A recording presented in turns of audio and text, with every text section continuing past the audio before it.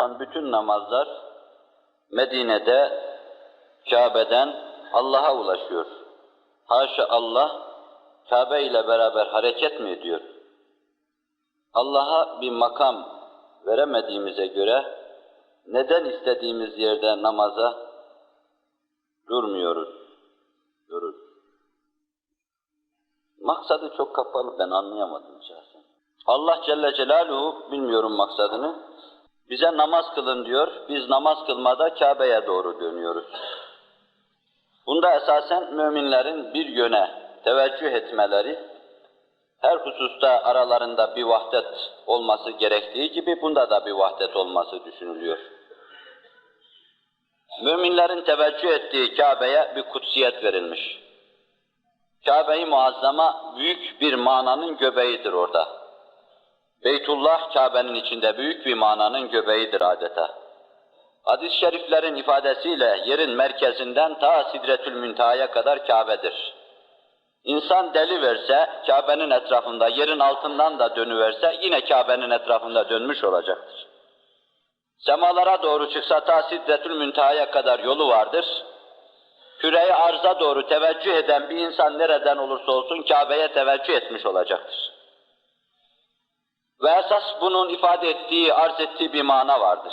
Bu manada şudur: İnsanların bir tarafa teveccüh etmeleri, bir tarafa el açıp yalvarmaları, bir tarafa doğru başlarını eğmeleri öyle büyük bir manzara arz eder ki bunu Beytullah'ı ziyaret edenler hususiyle üst katlardan baktıkları zaman bu manayı hissetmişlerdir. Ben bir iki defa bunu kırık dökük ifadelerimle getirdim huzurunuza. Yukarıdan Beytullah'a bakıldığı zaman, Beytullah'ın içinde cemaate bakıldığı zaman, al, yeşil, pembe, sarı bir sürü insan başında allı valalı namaz kılarlar. Ve hepsi Kabe-i Muazzama, Beytullah'a müteveccih oldukları için mütedahil daireler halinde böyle dışa doğru gittikçe büyüyüverir. Ve hepsinin ortasında siyah tonlu Kabe çok muhteşem, çok mehip, çok büyük görünür insanın gözüne. O en büyük insanlar, devlet reislerinden kutuplara kadar, insanın içini baktığı zaman hemen okuyan en büyük insanlara, ehl-i şuhuda kadar, asfiyaya kadar, dev insanlar Kabe'nin karşısında el pençe divan durur, kemerbeste-i ubudiyetle Allah'a karşı kulluklarını arz etmeye çalışırlar. İnsan o büyük manzarada küre-i arzı da mescit gibi düşünür. Sağdan olanlar yine Kabe'ye, soldan olanlar yine Kabe'ye, arkadan Kabe'ye, önden Kabe'ye daireleri büyütüverir. Ve öylece çepeçevre küre-i arzın bütün karalarından Beytullah'a doğru bir teveccüh müşahede eder. Eğer hayali hakikat oluverse birdenbire, insan hayalen gördüğü bu küre-i arz üzerindeki safları hakikaten görüverse, o ciddi vahdetin Allah'ın büyüklüğü adına çok şey anlattığını görecektir. Bu manayı bir de Arafat'a çıkarken ben şahsen müşahede ettim. Çeşitli yollardan Arafat'a çıkış vardır böyle, her taraftan orada bu işi vazife olarak üzerine alan kimseler, cürümlerine rağmen bu işi bir hakkın yapıyorlar. O yollardan akın akın Arafat'a gidildiğini insan görür. Tek başıma böyle rengarenk, elvan elvan insanların arasında yürüyordum. Yanından geliyor yıldırım gibi geçiyor bir insan ama hepsi Arafat'a koşuyor. Çünkü o gün oraya koşun demiş. Sırtlarında ihramlar var. Dünya adına her şeyi terk edivermiş bu cemaat. Çeşitli yollardan akan su gibi gidiyorlar oraya. Bir suyun önünün açıldığını düşünün, bir barajın yıkıldığını düşünün ama çeşitli yönlerden oraya gidiyorlar, bir merkez gibi. O manzara bana tabii ilham ettiği şey, içime attığı şey çok büyüktür. Bazen kalbin duyduğu, hissettiği şeyleri insan dile getiremez, ifade edemez. Dil, kalbin duygularını ifade eden acizdir. O kadar bana büyük geldi ki kendi kendime, Allah'ım dedim, bütün bunlar hepsi sana koşuyor. O manzara çok büyüktü, hissiyatım da çok dolgundu fakat dile getirmeden acizim onu. Beytullah'ta aynı mana ve mahiyet vardır.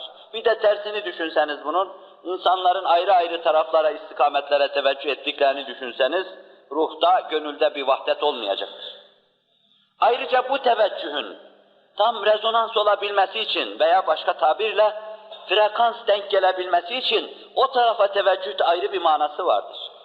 Siz teveccüh edersiniz Beytullah'a, Allah Beytullah'tan size teveccüh ediverir. Yani ancak o tarafa teveccüh ettiğiniz zaman sizin için matlub neticeyi elde edebilirsiniz. Allah'ın teveccühünü elde edebilirsiniz. Bu manaya parmak basan Buhari, Müslim'de hadislerde Resul-i Ekrem sallallahu aleyhi ve sellem şöyle ferman etmektedir. Buyuruyorlar ki, saflarınızı düz tutun diyor, saflarınızı sıkı tutun diyor. Yoksa Allah sizin simalarınızı çeviriverir diyor şu hayvana, adını da söylüyor. Simalarınızın dönmesini istemiyorsanız saflarınızı sık ve düz tutuverin. Demek ki safın düzlüğünde, sıklığında, istikametinde, teveccühünde Allah'a karşı büyük bir mana var ki, bir gaye var ki, yapıldığı zaman o hasıl oluyor. İhmal edildiği zaman da insan ondan mahrum kalıyor. Teveccüh ettiğin zaman geliyor, gözünü kapadığın zaman gidiyor. Bu manaya da hadis-i şerif işaret ediyor. Eğer arkadaşımız sormak istediği şey bu ise, herkes istediği yerde, istediği tarafa dönsün diyorsa, evvela başta ubudiyettir. Bize namaz kılmayı emreden Allah itaat ediyoruz namazda, Kabe-i Muazzama'ya dönmeyi de emrediyor. فَوَلِّ وَجْهَكَ شَطْرَ الْمَسْجِدِ الْحَرَامِ Kulluk sırrı bu. Efendimiz Medine'ye ilk teşrif ettiğinde Mescid-i Aksa'ya namaz kılıyordu. Ve arzu ediyordu ki Kabe'ye namaz kılsın. Büyük bir mana, bir sır vardı. Kur'an'ın ifadesiyle nazarını yukarılarda gezdiriyordu. Ara sıra başını semalara doğru dikiyor, vahyin gelmesini intizar ediyordu. Bir vahyi gelse de şu kıblenin yeniden Beytullah'a teveccüh mevzunda bana bir şeyler söylese. Kur'an diyor ki, قَدْ نَرَى تَقَلُّبَ وَجْهِكَ فِي السَّمَاءِ Senin sema yüzüne nazarını gezdirmeni çok iyi görüyoruz. Endişeni de biliyoruz, ne istediğini de biliyoruz. Büyük bir mana vardı. Yerin göbeği yetiştirdiği nadide evladın nazarını kendisine doğru çekiyordu. Kutuplardaki bu çekiş, Resul-i Ekrem Aleyhisselatü Vesselam'ın yeniden kıblenin Beytullah olması istikametinde arzularını tehyic ediyordu. Ve sonra ayet geldi, فَوَلِّ وَچَكَ شَطْرَ الْمَسْجِدِ الْحَرَامِ Yüzünü Mescid-i Haram'a çevir. Allah'ın emri o güne kadar Mescid-i Aksa'ydı. O günden sonra Mescid-i Haram oldu. Vahdet hasıl oldu. Cemaatin tevahhüd etmiş durumu Allah'ın birliğine şahidi kat'i ve insanlar arasında vahdetin sembolü olsun.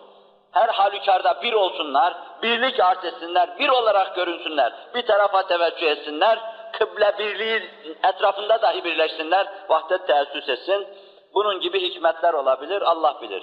Fakat ben bütün bunları aşarak diyorum ki, bütün bunların berasında Allah bize Beytullah'a dönün dedi, oraya dönüyoruz. Bize desek Ravza-i Tahire'ye dönün, oraya dönecektik. Mescid-i Aksa'ya dönün, oraya dönecektik. İstanbul'a dönün, oraya dönecektik. Oraya ferman ettiği için oraya dönüyoruz. Ve sonra hikmetlerini artık sonradan arıyoruz.